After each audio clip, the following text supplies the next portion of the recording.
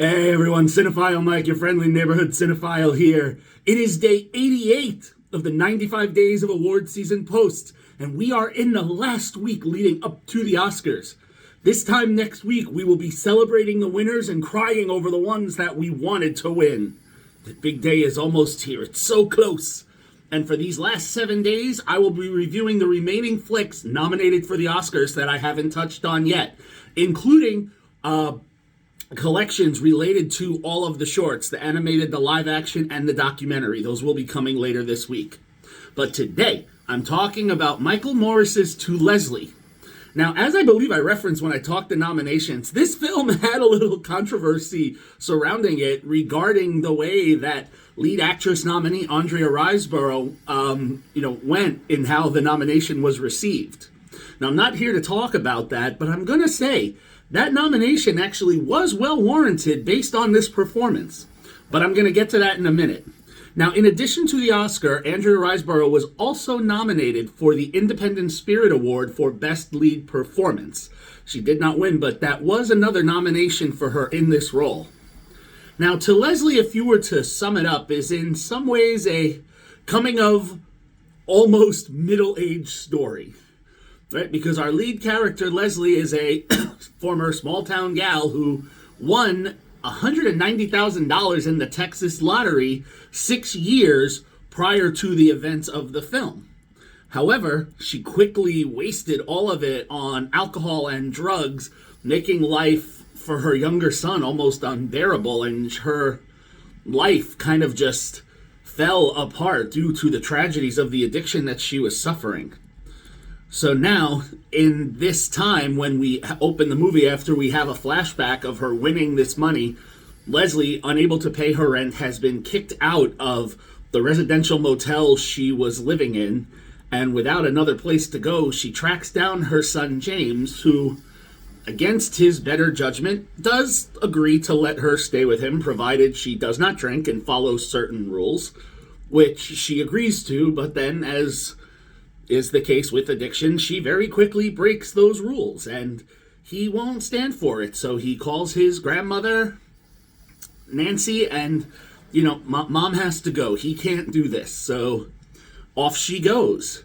But then she just can't quite seem, Leslie, to figure out how to interact with, these other people in her life because, the addiction is a problem for her. So through an unfortunate series of events, she ends up sleeping outside of a motel in her town. And then the next day, she meets Sweeney, a very nice man who, after a few interactions, realizes this is someone who just needs help. So he creates the story that, yes, you were coming here for the job, yes, and gives her a job cleaning the motel and also staying there, as a way for her to start putting her life back together. But we see this is not always going to necessarily lead to an easy life now, because the past is always there, and the decisions that we make can always haunt us, and we are going to see how the choices that Leslie made have a long-lasting impact. Now, the controversy aside, Riseborough, again, she gives an absolute stellar performance as Leslie. Her portrayal is heartbreaking and raw, and she will make the audience feel every emotion that she's going through at this point in her life. When she's spiraling through the cycles of addiction, when she's trying to detox, when she's trying to build relationships. And she does this all very well. And the authenticity of this is a strength of the script written by Ryan Bianco. His particular attention to, the treatment and the cycle of addiction and detox and how this impacts people is handled in a very precise but measured way. Now, in addition to the script, I have to say the supporting performances are very strong. In particular, Mark Maron as Sweeney, the man who helps Leslie put her life back together, and Allison Janney, as always, is stellar in the role of Nancy, the grandmother to Leslie's son, James. So these performances really ground the film. It's very well constructed and will keep the audience engaged. Now, it is the kind of film we have seen before when we've had, tales of addicts. But again, it does what it's supposed to do. It doesn't beat you over the head too badly.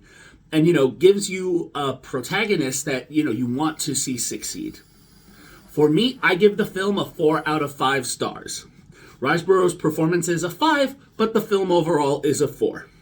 Now, if you haven't seen To Leslie yet, you can rent it on most digital platforms. As of this post, there is no streaming information released for the film. All right, so I will see everyone tomorrow as we continue, then wind down to Oscar week. Until then, this is Cinephile Mike saying, take a break and watch something new.